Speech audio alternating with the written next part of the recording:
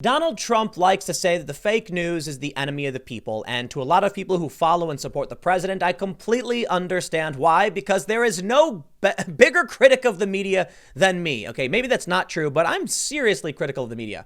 Look, there are a lot of people who think every single thing put out by the media is fake news, and that's just not true. What I go for is highlighting what I find to be credible and fact-based news, fact-checking it, and then calling out the liars, what I do all the time. So I consider myself to be a fairly decent critic of the media. In fact, we have this opinion piece from USA Today that points out how the media is looking like fools as Donald Trump is trying to give this country hope. Yes, I've got another example of the absurdity of the media, that everything Trump does is bad. I'm sure you get it at this point. I got to be honest, I don't know why you're even watching this video, because for me, I'm kind of tired of saying it. How many videos have I made in the past several years where it's like, here's the media lying again? Yeah. So yes, the fake news is the enemy of the people. There are good journalists out there, and we need to find out who's doing good in media. Who's doing well? Sorry for my third grade grammar. This story from USA Today: as Trump reaches for hope and journalists shoot him down, reporters end up looking bad. Journalists have a vital role to play in keeping our country free. But if this becomes a fight with Trump, they can't. If this becomes a fight with Trump, they can't win. Let me show you some stories. Here's one from New York Times, April 4th. 430,000 people have traveled from China to U.S. since coronavirus surfaced. There were 1,300 direct flights to 17 cities before President Trump's travel restrictions. Since then, nearly 40,000 Americans and other authorized travelers have made the trip. Some this past week and many with spotty screening. Here's a New York Times op-ed from February 5th. Who says it's not safe to travel to China? Wait. You mean to tell me that well, whether you're actually criticizing or not, you're highlighting in a negative way that people are traveling from China when you put out the op-ed that said, who says it's not safe to travel? The coronavirus travel ban is unjust and doesn't work anyway. Now they're coming out, and you got this letter from journalists saying Fox News' coverage is unacceptable. Well, Fox News who? Tucker Carlson was ringing the alarm bells for a long time. Well before the New York Times was, when they were saying, don't ban travel from China. There's no proper answer. Look at this. It's just completely absurd. No matter what Trump does, they will frame things to make him look bad. But you know what the American people are seeing through it, which is why we have this story. USA Today writes an opinion piece. If President Trump is a wartime president, does that make Washington reporters wartime correspondents? Oh, no. Don't give him the credit for that, please. Even before coronavirus, I often wondered if today's press corps had covered the Allied landing at D-Day in June 1944. If their stories would have led with disastrous Americans landing at Omaha Beach, the paratroopers who dropped miles away from their targets, and the submersible tanks that sunk to the bottom of the English Channel before ever touching land. Indeed, if each of these genuine military setbacks had been the lead story, the American people might have lost the will to fight the rest of the war. Which brings me to today's press corps.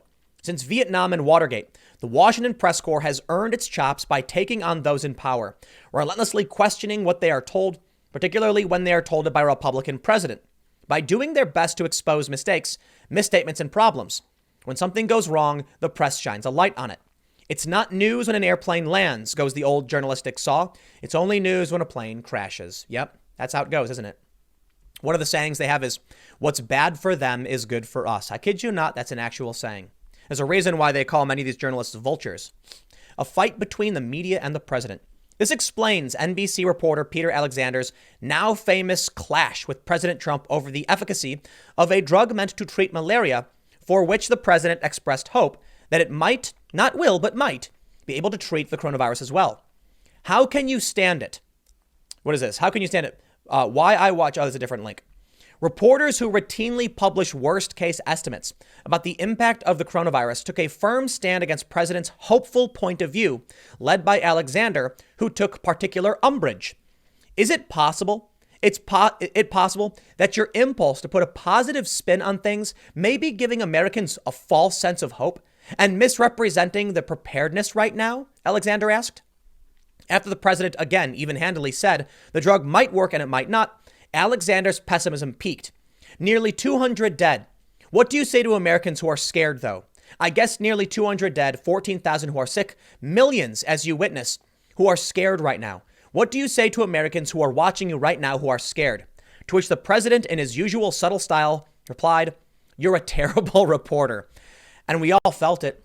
You know, to all the people who watched the press conference, who watched that in real time, you felt the same anger as the president. Shut up to that nasty reporter who just wants to make everyone feel bad. Stop. Not only are you not conveying any important information to anyone, you're just trying to drag us down with you. I can't stand people like this. Every day I wake up with a smile on my face, with a joke in my back pocket, thinking today is going to be a good day. And there are always these people who just want to be awful and nasty and peel away at whatever hope you might have.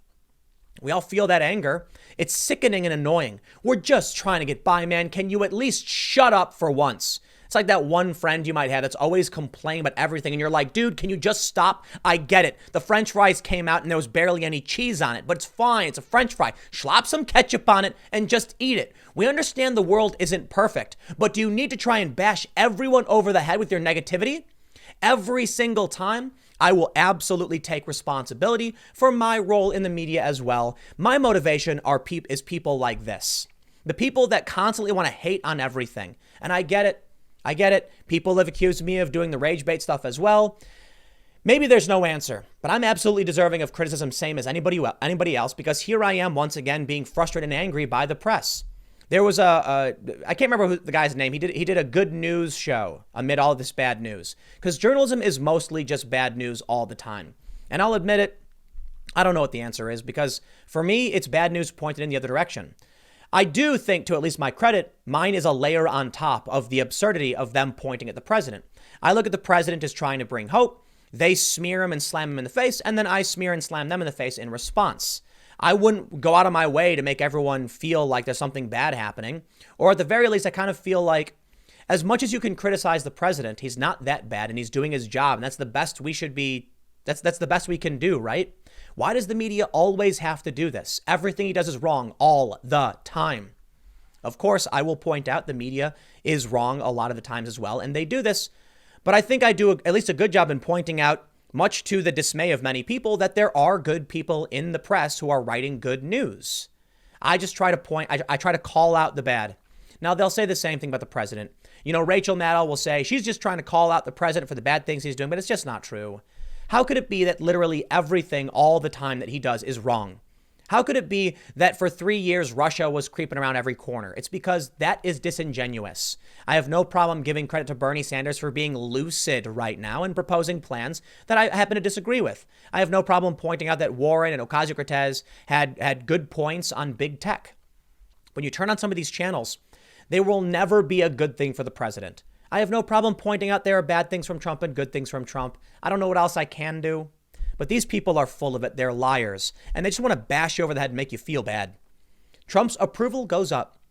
On March 25th, the Gallup organization released a poll that was good for the president and bad for the press. 60% of the American people approve of the way the president is handling his response, and only 38% disapprove. But only 44% approve of the way the news media is handling their response. Perhaps when people started watching the press briefings, you know, one of the things that I've said and many others have said is these big media networks want to shut down these live events because it was helping Trump. I think it wasn't so much that. I mean, it was, but I think it's also that it was shining a negative light on the press. All of a sudden, you got to see in real time how these journalists twist and manipulate information. Donald Trump says, "I'm a hopeful guy. You know, the treatment might work, it might not, but I'm hopeful, I'm optimistic. We'll try and rush it through the FDA." An average person hears that and says, yeah, okay. But then all of a sudden this Peter Alexander guy pops up and says, but people are getting a false sense of hope. They're scared. And an average American is like, dude, shut up. Just stop. Dude, you're bringing us down, man. Like, we're just trying to have a good time, bro. If you don't want to have a good time, you can go somewhere else. That's what all of these journalists are doing. Obviously not all of them, but many of them. And then they kick out the woman from OAN claiming she wasn't social distancing properly. No, we get it, man. You want to control the narrative. You want to protect your racket of Orange Man bad. What more do you expect from the press? And it's not everybody. It's just too many.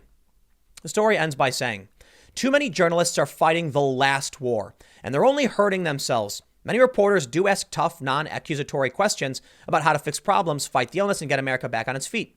But if this becomes a fight between a president who realistically represents hope and reporters who reject it, it's a fight the press can't win.